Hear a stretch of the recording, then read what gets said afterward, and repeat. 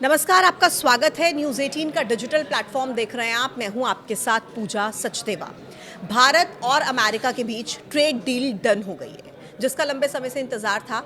और इसके बाद अब टैरिफ जो भारत पर पहले 50% लगा था, मतलब बेसिक टैरिफ 25% और एडिशनल टैरिफ 25%, उसको अब घटा दिया गया। एडिशनल टैरिफ पूरी तरीके से हटा दिया गया और बेसिक को 25 से घटाकर 18% कर दिया गया। यानी कि कुल मिलाकर अब टैरिफ जो भारत पर लगेगा अमेरिका की तरफ से, वो 50% से घटकर 18% हो गया है। लेकिन ये हुआ कैसे, ये सब लोगों के मन में एक सवाल है और इसका असर क्या होगा, आज इसी मुद्दे पर हम चर्चा करेंगे। मेरे साथ इकोनॉमिस्ट और फाइनेंशियल एक्सपर्ट शरद कोहली जी इस वक्त मौजूद हैं। सर, आपका बहुत बहुत स्वागत है। नमस्कार, thank you so much. Sir, कुछ दिन पहले ही आपके साथ पॉडकास्ट में कर रही थी और उस समय पर हमने ये जिक्र किया था कि बहुत चर्चा चल रही है कि 50% टैरिफ और लग सकता है जी, जी। और ट्रंप कुछ भी कर सकते हैं। हमने इन सब मुद्दों को लेकर बात की थी, लेकिन आज जो हुआ, टैरिफ घट गया, ये कैसे हो गया सर? बिल्कुल, पहले तो आपको और न्यूज़ 18 के रीजनल के सभी फॉलोअर्स, व्यूअर्स, सब्सक्राइबर्स को मेरा अभिनंदन। 50 नहीं पूजा, 575% टैरिफ लगने वाला था। 50 तो लगा चुके थे, 500 की धमकी दे चुके थे जी। और 25% ईरान से हमारी डीलिंग की वजह से वो कह चुके थे। तो बहुत बड़ी पहले तो मैं अचीवमेंट मानता हूँ। हालांकि ट्रंप साहब के मूड के ऊपर, ट्रंप साहब के मन के ऊपर सारा डिपेंड करता है। 6 राउंड्स की बातचीत हुई और भारत ने कृषि क्षेत्र में एक लाल लाइन खींचती थी। हम कृषि आधारित अर्थव्यवस्था हैं जी। वो चाहते थे हम उनका सोयाबीन, कॉर्न जो कि जेनेटिकली मॉडिफाइड है वो यहाँ पर मंगवा लें।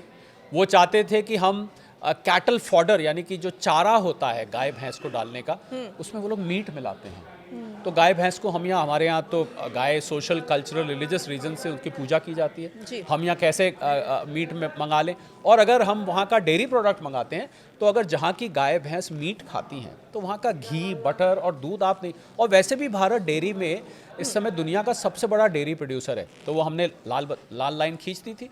उसके बाद 25% उन्होंने रशिया से ऑयल की। अब जब डील सामने आई पूजा, तो उन्होंने सुबह ट्रंप साहब ने ट्रूथ सोशल पे ट्वीट किया। जी, जी। उन्होंने लिखा, ट्वीट क्या किया, उनका अपना वो प्लेटफॉर्म है। बिल्कुल। तो उन्होंने 3-4 चीज़ें कही जिसको लेके आज विपक्ष में भी नैरेटिव बन गया और काफ़ी हंगामा मच गया। उन्होंने पहली बात कही कि भाई $500 बिलियन का सामान हम भारत में भेजेंगे। अब हमने हैरान हो गए सब, क्योंकि हैरान, मैं एक अर्थशास्त्री होने के नाते सबसे ज़्यादा तो हैरान मैं हुआ कि 125 और $150 बिलियन के बीच में हम अमेरिका से बायलैटरल ट्रेड इस डील से पहले करते थे जी। अब जब एक साल में जब पूरी बाहर पे ट्रेड था तो हम $130 बिलियन का करते थे। अब भला एक साल के अंदर हम $500 बिलियन कैसे कर देंगे? तो इसका एक्सप्लेनेशन ये रहा कि विपक्ष ने इसको नैरेटिव बना लिया। इसका एक्सप्लेनेशन ये रहा कि ट्रंप साहब ने लिखा कि हम उस ओर बढ़ रहे हैं।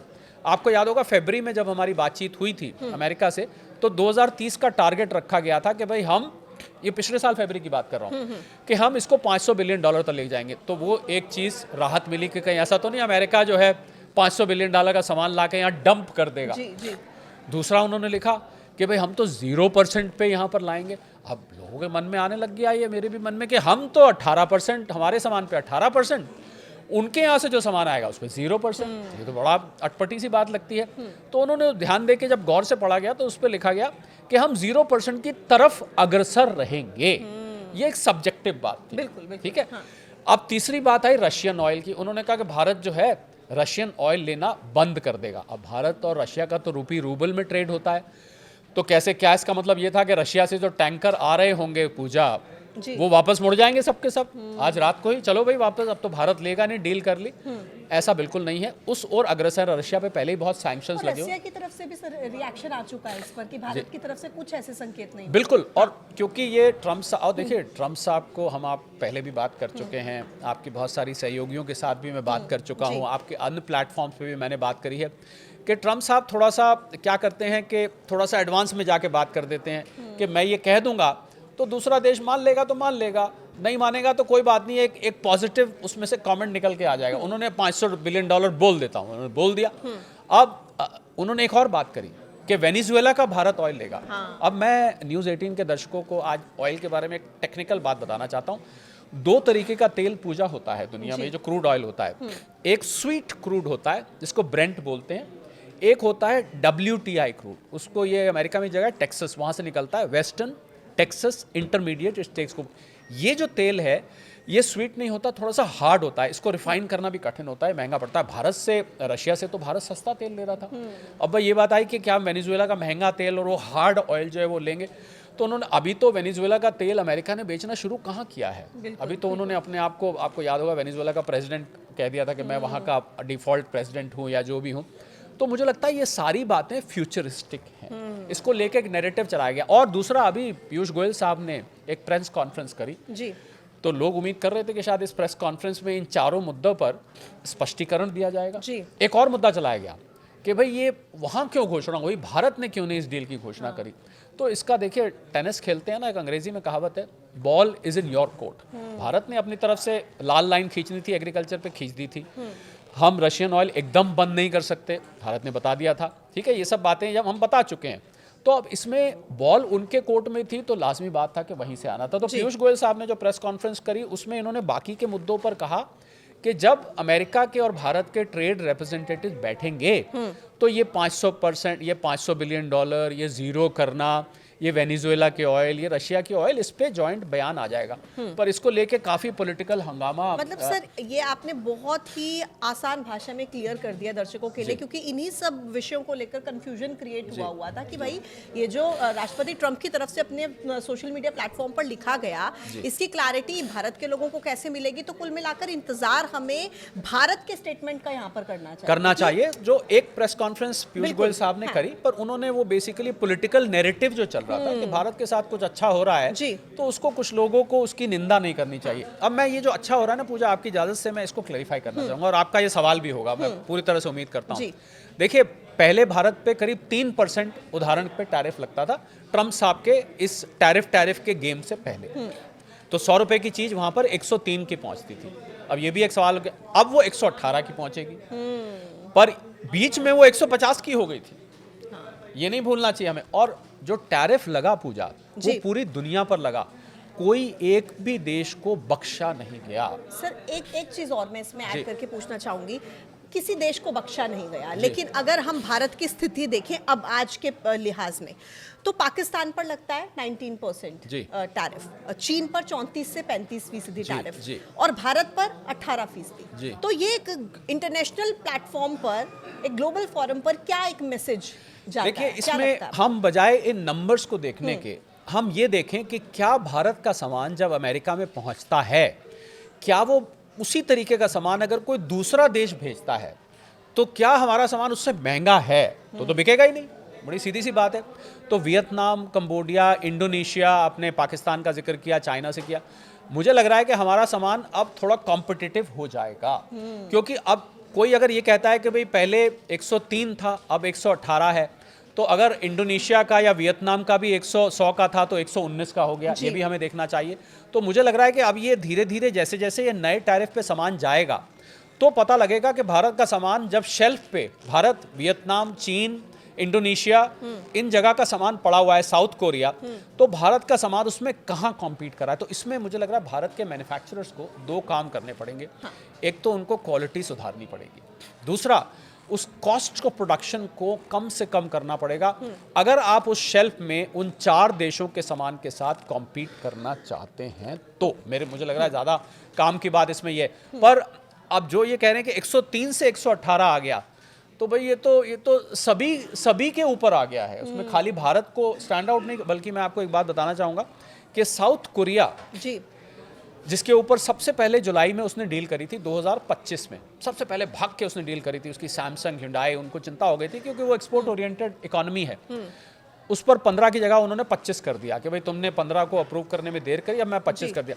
तो अभी भी मैं मानता हूँ पूजा कि 18 हो गया है, पर ट्रंप साहब को हम सब जानते हैं, बहुत अनप्रेडिक्टेबल हैं, कभी वो पलटी भी मार देते हैं। पर मैं उम्मीद कर रहा हूँ कि अब इसमें, क्योंकि बहुत सोच विचार के बाद ये सारा का सारा डील हुआ है, 6 राउंड से भी ज़्यादा बातचीत हुई, कितने बयान आए उनके अधिकारियों ने, उन्होंने भारत को डेड इकोनॉमी बोला। जी। उनके पीटर नवारो साहब हैं, मेरे मुंह से नकारो निकल जाता है क्योंकि कई बार बयान बहुत नकारात्मक होते थे।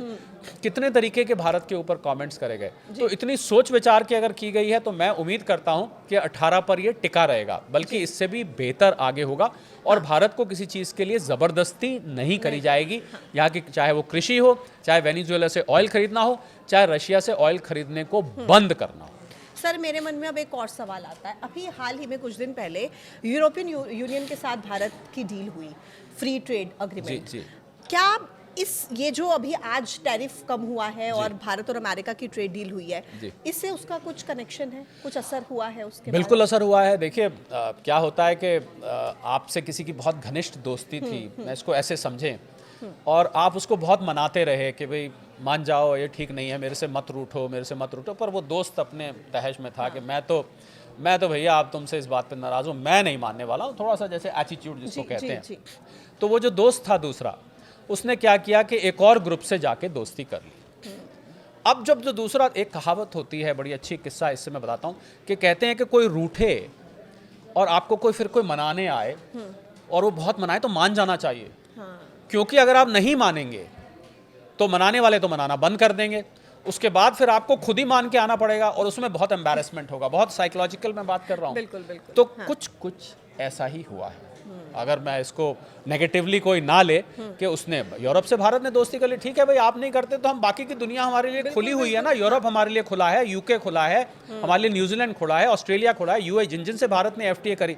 अब अमेरिका को कहीं अंदर लगने लगा होगा कि भाई ये तो चिड़िया हाथ से निकल गई, तो उनको लगा कि भाई अब तो यूरोप 27 देशों से कर ली, यूके कर ली, ऐसा ना हो हम तो इनको घुटनों पे लाना चाहते थे और ये तो घुटनों पे छोड़, ये तो और ऊंचा होके चलने लग गए हैं। तो इसका कहीं ना कहीं प्रेशर उनके ऊपर पड़ा होगा। और मैं बड़ी बात बोलता हूँ डायलॉग के रूप में, पूजा, आपकी इस बात से निकाल के, आज जितनी भारत को अमेरिका की ज़रूरत है उससे ज़्यादा अमेरिका को भारत की ज़रूरत है। और मैं दावा करके कहता हूं, अगर भारतीयों को अमेरिका से आज निकाल दिया जाए, यानी कि जो PIOs हैं जी, तो अमेरिका, बड़ी बात कहने जा रहा हूं, अमेरिका ठप हो जाएगा। अमेरिका की बड़ी कंपनियां, माइक्रोसॉफ्ट, अमेजन, गूगल, मेटा, जितनी भी ये कंपनी जो आज जो इनके आलू टमाटर की तरह दुनिया में जिक्र है, अगर वहां से भारतीय दिमागों को निकाल दिया जाए, ये कंपनी ठप हो जाएंगी। लेकिन आपको लगता है कि ट्रम्प साहब को ये बातें समझाने वाला कोई उनके आसपास? नहीं, उनको देर में समझ में आई, देर आए दुरुस्त आए, मैं तो ये कहूँगा कि देर से समझ में आई, पर ज़रूर उनको समझ में आई होगी। सो आई थिंक बहुत सारी बातें रही होंगी इसमें। मोदी साहब का रुतबा, मोदी, उन्होंने कहा prime minister Modi is my friend, prime minister Modi is a great leader, prime minister Modi is a very hard bargain person, जो भी वो बोलते रहे। जी। तो देखिए, एक पर्सनालिटी का रुतबा उसमें रहता है। और ये यूरोप की डील आपने जो कहा, इसका भी रुतबा रहा, और ये भी रहा कि उनको पता है, अंदर से बिजनेसमैन है आखिर, कि भारतीयों का यहाँ पर, अरे उनकी अपनी वाइस प्रेसिडेंट की पत्नी जो हैं उषा जी, वो भी उषा वैंस जी, वो भी भारतीय, कितने सारे व्हाइट हाउस में भारतीय हैं, और वो जानते हैं कि भारतीयों की परफॉर्मेंस कैसी रहती है अमेरिकन के मुकाबले। आपको बता रहा हूँ कि टैलेंट के मुकाबले में भारतीय टैलेंट को अमेरिकन टैलेंट मात नहीं दे सकता है, मैं दावे के साथ कह सकता हूँ। क्या बात है। तो कुल मिलाकर अब ये समझा जाए कि 18% जो ये टैरिफ हो गया है 50% से घटकर, अब ये या तो यही रहे या स्थिति इससे भी बेहतर हो, ये हम उम्मीद करते हैं, क्योंकि ट्रंप साहब का अभी कोई भरोसा हम नहीं कर सकते। देखिए, मैंने एक ट्रंप मूड इंडेक्स बनाई हुई है अपने ऑफिस में, आपको याद है, मैं जिक्र किया था। तो अब बनाई है तो किसी कारण से बनाई होगी, उनके मूड का कुछ पता नहीं। मैंने कहा ना, साउथ कोरिया के साथ उन्होंने सबसे पहले डील करी थी जुलाई में, और बहुत पसंदीदा डील करी थी, जो कि आज 25% हो चुका है। यूके पे उन्होंने 15% लगाया था, ग्रीनलैंड की वजह से उन पे 10% और ठोक दिया। तो अभी आई थिंक अंग्रेजी में कहते हैं फिंगर्स क्रॉस्ड, तो हम फिंगर्स क्रॉस करके रखते हैं कि उम्मीद करते हैं कि ये इससे नीचे ही जाएगा और कोई ऐसी घटना नहीं घटेगी कि ये इससे ऊपर जाए। तो आई थिंक मैंने तो निजी तौर पे बात कर रहा हूँ पूजा, मैंने ट्रंप साहब के आने के बाद एज एन अर्थशास्त्री मैं मानता हूं, मैं जब सुबह उठता हूं तो मेरा नया जन्म होता है, क्योंकि रोज ग्लोबल इकोनॉमिक ऑर्डर और जियोपॉलिटिकल ऑर्डर बदलता जाता है। तो fingers crossed is all I would say. Sharad sir, thank you so much. आपने बहुत आसान भाषा में दर्शकों को सब कुछ क्लियर कर दिया। मुझे लग रहा है कि ये ट्रेड डील, इसको लेकर जो भी कंफ्यूजन था, जो भी मन में सवाल थे, दर्शकों को सब कुछ बहुत आसान भाषा में समझ में आया होगा। आज के पॉडकास्ट में इतना ही। देखते रहिए न्यूज़ 18। नमस्कार।